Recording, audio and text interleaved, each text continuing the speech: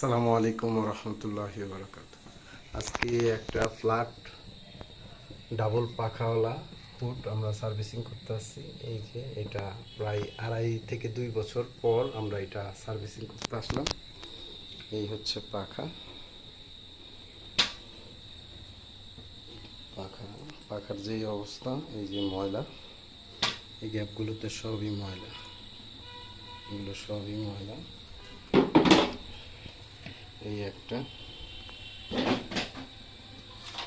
এগুলো তো জটলা পটলা হয়ে রয়েছে তেলে। এই প্লেট, এটা হলো নিচের প্লেট, এটা হলো উপরের। এইভাবে থাকে, এইভাবে থাকে।